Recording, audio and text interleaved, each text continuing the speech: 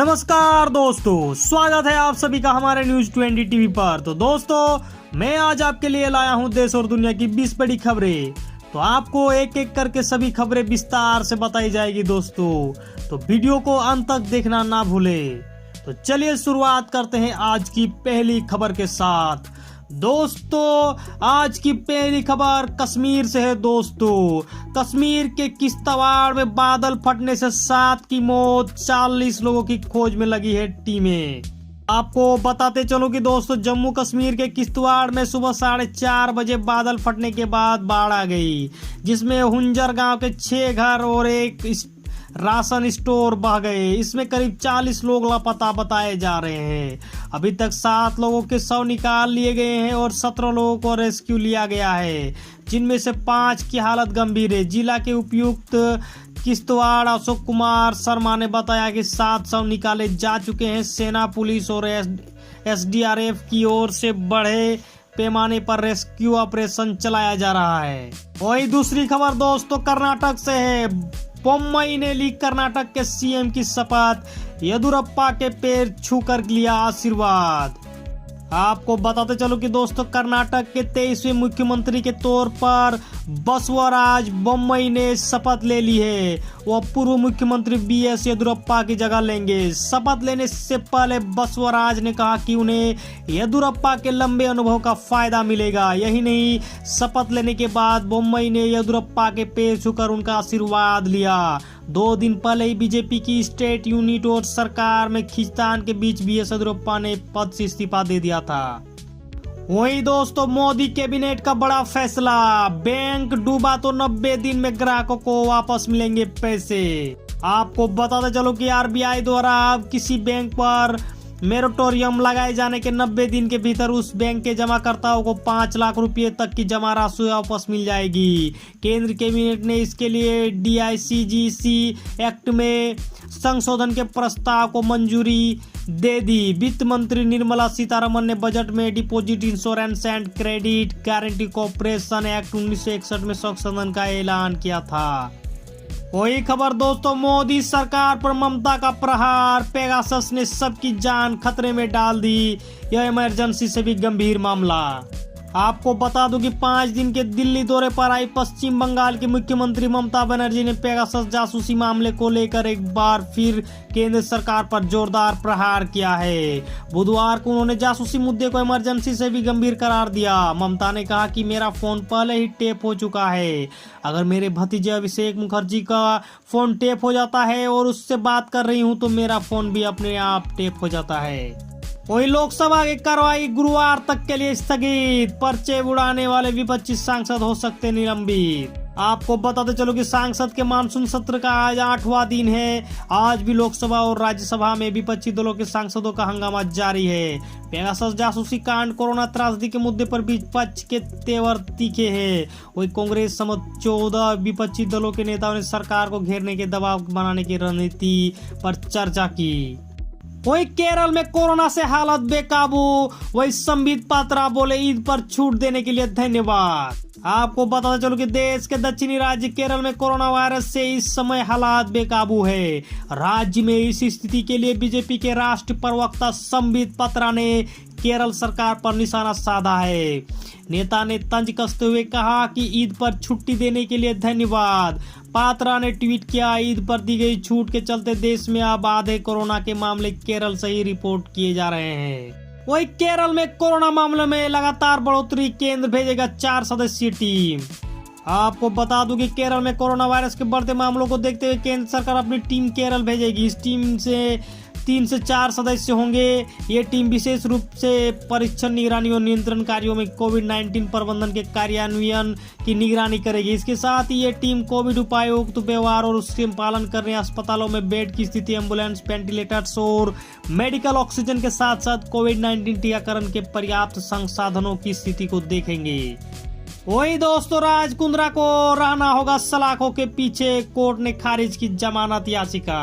आपको बताते चलो कि राज कुंद्रा की पोर्न वीडियो केस में मुश्किलें खत्म होने का नाम नहीं ले रही है। राज कुंद्रा की जमानत याचिका को मुंबई के एस्प्लेनेड कोर्ट ने खारिज कर दिया। पोर्न फिल्मों के निर्माण और कुछ ऐप्स के जरिए उनके प्रदर्शन के मामले में मुंबई क्राइम ब्रांच द्वारा गिरफ्तार किए गए राज कुंद्रा और उनके साथी रयान थोरपे ने जमानत याचिका दायर की थी, जिसे कोर्ट ने खारिज कर दिया। वही दिल्ली में बोली ममता बनर्जी, अच्छे दिन बहुत देख लिए, अब हम सच्चे दिन देखना चाहते हैं। आपको बताते चलो कि ममता बनर्जी ने कहा कि मेरा फोन पहले ही टेप हो चुका है। अगर अभिषेक का फोन टेप हो रहा है और उनसे बात करती हो तो अपने आप ही मेरा फोन टेप हो जाएगा। पेगासस ने भी सभी की जान को खतरे में डाल दिया। बनर्जी ने मोदी सरकार पर तंज कसते हुए कहा कि हमने अच्छे दिन बहुत देख लिए, हम अब सच्चे दिन देखना चाहते हैं। वही क्वाड, आतंकवाद, अफगानिस्तान, इशारों में पाक, चीन, तालिबान को बहुत कुछ समझा गए अमेरिकी विदेश मंत्री। आपको पता चलेगा अफगानिस्तान में जो हालात है उस पर अमेरिकी विदेश मंत्री एंटनी ब्लिंकन क्या कुछ कहते हैं, इस पर सबकी नजर थी।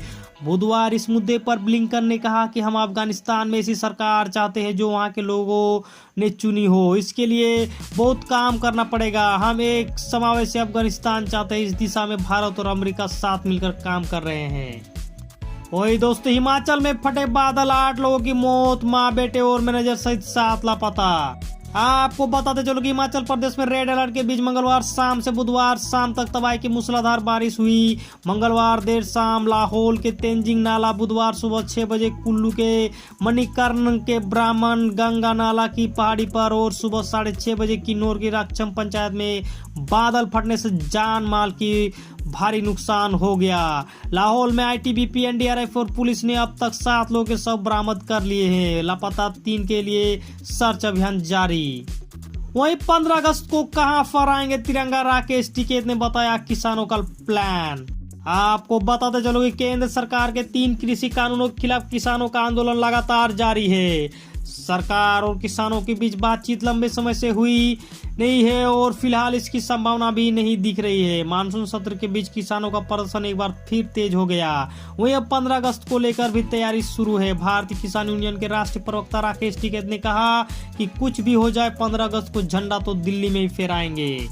वही राजस्थान में सियासी हलचल तेज, माकन पहुंचे जयपुर तो पायलट दिल्ली, कहा मुझसे किए वादे पूरे हो, बाकी जो करे।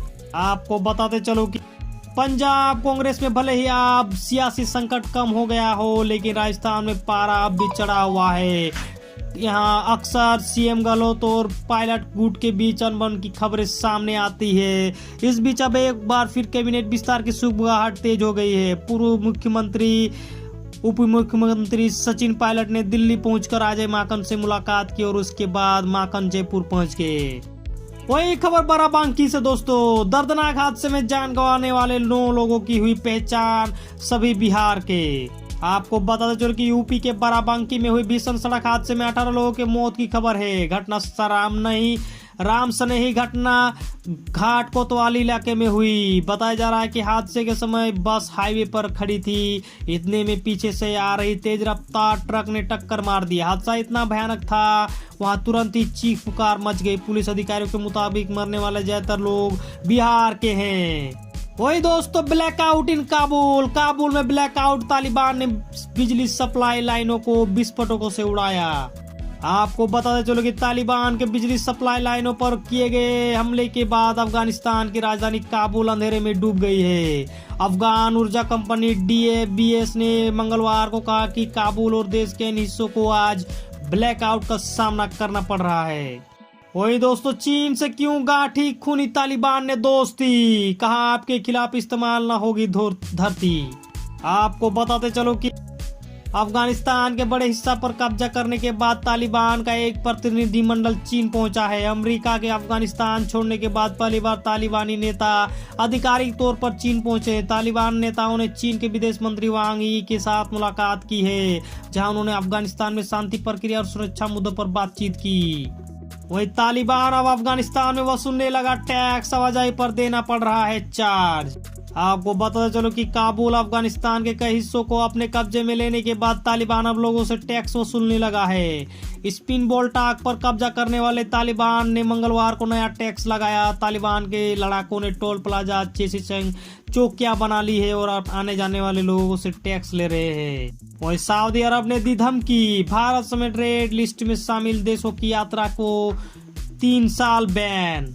आपको बताते चलो कि दोस्तों सऊदी अरब ने अपने नागरिकों को चेतावनी दी है कि अगर उन्होंने कोरोना वायरस की रेड लिस्ट में शामिल देशों की यात्रा की तो उन्हें 3 साल के लिए यात्रा करने पर प्रतिबंध लगा जाएगा।